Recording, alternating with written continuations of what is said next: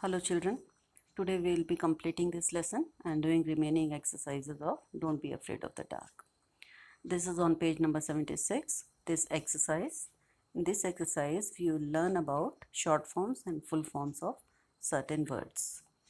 For example, you can see here, don't,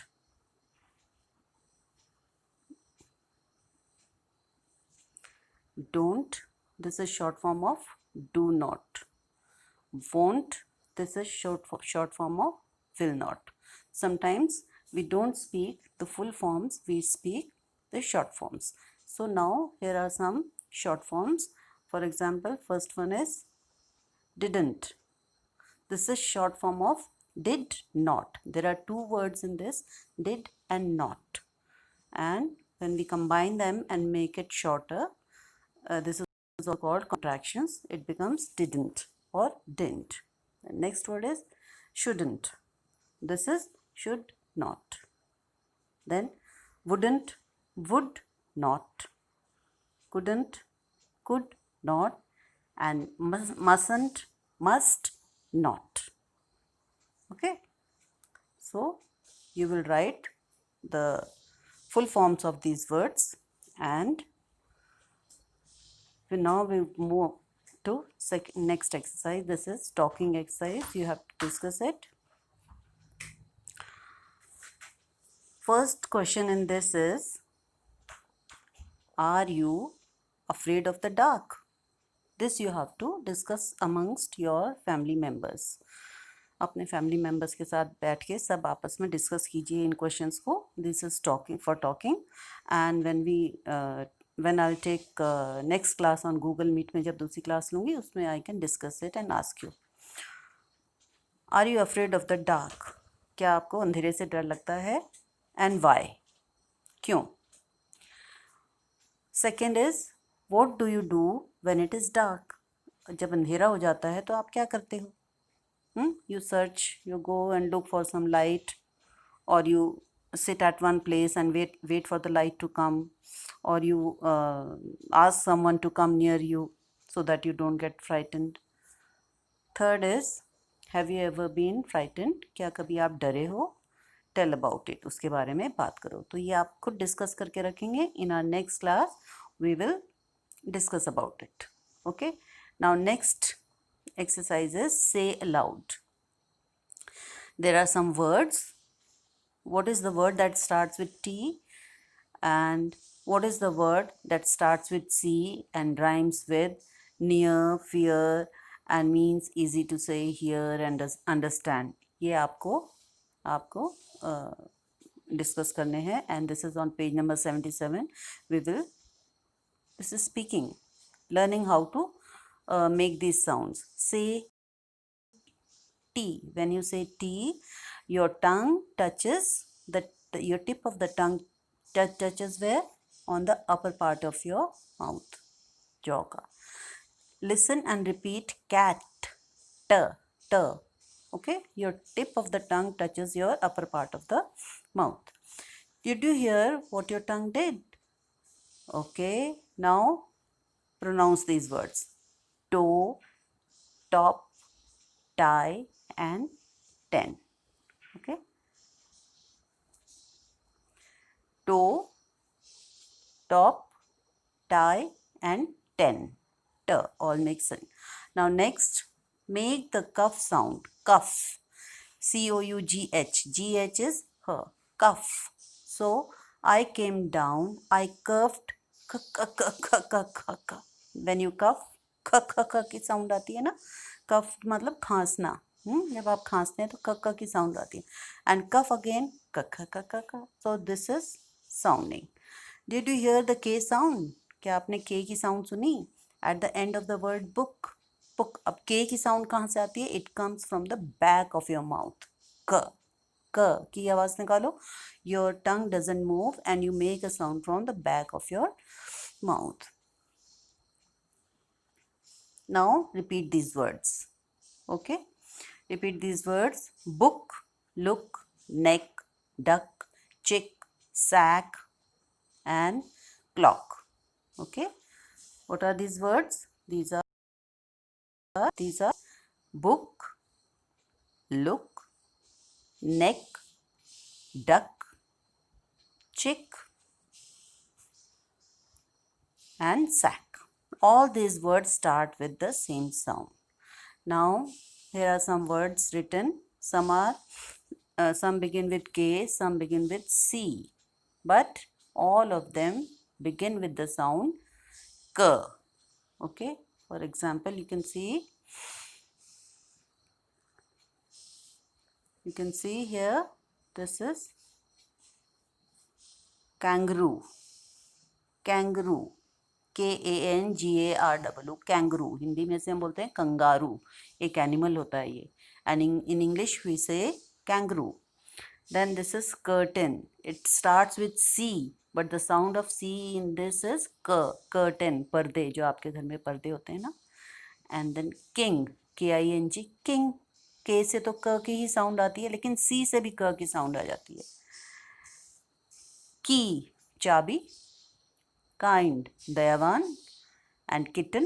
this is बिल्ली के बच्चे को किटन बोलते हैं. So these are all K words. There are some words with C, जैसे clear. CLEAR. Clear. तो it starts with C, but we say clear. Similarly clean. CLEAN. clean, but the sound is K. So sometimes C makes a sound of K. Now we'll do this exercise. This is important. Let's write. Okay, let's write. Here you see some cups are drawn. Red cups, yellow cups. There are some words written on red cups, and you have to write some words on the yellow cups which are pronounced the same way but have different spelling. For example, you can see this is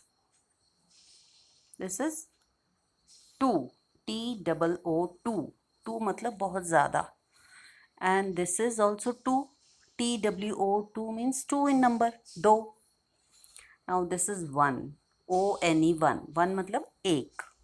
अब दूसरा एक word होता है, उसको हम one बोलते हैं, लेकिन उसका मतलब होता है जीत गया. वो होता है WON. वन. ठीक है. Now this is deer. DEER. Deer. Deer का मतलब हिरन, एक जानवर होता है. और दूसरा डियर, जैसे हम बोलते हैं डियर ब्रदर, डियर मम्मा, तो वो होता है DEAR. डियर. डियर का मतलब प्यारा. Now this is son. SON. Son. Son का मतलब बेटा, पुत्र. और दूसरा सन होता है SUN. सन मतलब सूरज. ठीक है. तो these are same sounding words having different spellings, having different meanings. To, one, dear, son, sun. देखा, बोलने में दोनों एकदम एक जैसे हैं, लेकिन दोनों की स्पेलिंग्स भी अलग हैं और उनके मीनिंग भी अलग हैं. अब हमें क्या करना है इन वर्ड्स का? We have this fill in the blanks. Okay, ये फिल इन द ब्लैंक्स हैं, और इन फिल इन द ब्लैंक्स में हमें क्या करना है? इन वर्ड्स को भरना है. फर्स्ट वन देखो. This the sum was dash difficult for the class. Sum, SUM. Sum क्या होता है? मैथ्स में आपके सम होते हैं ना, सवाल. हाँ, सम वॉज टू डिफिकल्ट. बहुत डिफिकल्ट था. Too TOO for the class. Only 2 students could do it. सिर्फ 2 बच्चे उसे कर पाए. तो यहाँ पे हम क्या लिखेंगे? TWO. 2. ठीक है ना? 2. देयर वॉज ओनली, अब second one, there was only one boy who won the prize. सिर्फ एक बच्चा था जिसने प्राइज जीता. तो हम यहाँ पे क्या लिखेंगे? पहले वाले में ONE 1, और दूसरे वाले में क्या लिखेंगे? 1. ठीक है ना? WON 1. Now third one. The golden dash was very dash to him. अब डियर और डियर में से क्या आएगा? गोल्डन कलर का डियर, जो गोल्डन डियर था, सोने का हिरन था, वो उसको बहुत ही ज़्यादा प्यारा था। तो ये प्यारे के लिए हम क्या लिखेंगे? DEAR, और हियर के लिए EER। Now fourth one, Ramu's dash love to play in the sun. Ramu के बेटे को, तो यहाँ पे बेटा, बेटे के लिए कौन सा आएगा? SON। और इन द सन, धूप में खेलना उसे बहुत पसंद था, तो धूप के लिए होता है SUN। ओके, तो अब आप ये करेंगे, you will do this fill in the blanks and that's short forms in your notebook or in the book only। book में भी आप कर सकते हो और मुझे दिखा सकते हो। now here are some sounds। कुछ sounds हैं जो कि कुछ loud sounds हैं, कुछ softer sounds हैं। loud मतलब जोर से जिनकी आवाज़, जिनको हम सुन सकते हैं। softer sounds जिनको हम सुन नहीं सकते, तो आपको उनको अलग अलग करना है, ठीक है। so I am reading it out। first sound is clapping hands, ताली बजाना। तो ये कैसी साउंड है? हाँ, सुन सकते हैं ना, तो this is loud. A worm moving, एक कीड़ा जमीन में चल रहा होता है, रेंग रहा होता है, कैन बी हियर? नहीं, तो it is soft. Stamping feet, पैरों को जमीन पे पटकना जोर जोर से कूद के, तो can we hear the sound? Yes, तो this is loud. A bird blooming, कली जब खिलती है, बर्ड खिलती है, फूल बनती है, तो वी कैन नॉट हियर, सुनाई नहीं देती, it is soft. A butterfly flying, butterfly उड़ रही होती है, कभी आपने उसकी आवाज़ सुनी? नहीं ना, तो it is also soft. A feather dropping, कोई पंख नीचे गिर रहा हो, चिड़िया का पंख नीचे गिर गया, तो उसकी आवाज़ सुनाई दी कभी? नो, तो this is again soft. And walking, चींटी चल रही होती है, this is also soft. Now car moving, car चल रही है तो सुनाई देती है, it is loud. The wind blowing, चलती हुई हवा की आवाज़ भी सुनाई देती है जब जोर जोर से हवा चलती है, इट्स ऑल्सो लाउड। क्लास में जब सब टीचर बोलती है चुप हो जाओ, तो this is also loud.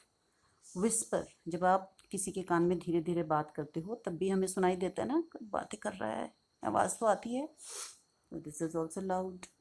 And tiptoe, पैर दबा के चलना चुपके से, टिप टो उसे कहते हैं, दैट इज सॉफ्ट साउंड, सुनाई नहीं देती कोई पैर चुप चुप के आता है तो।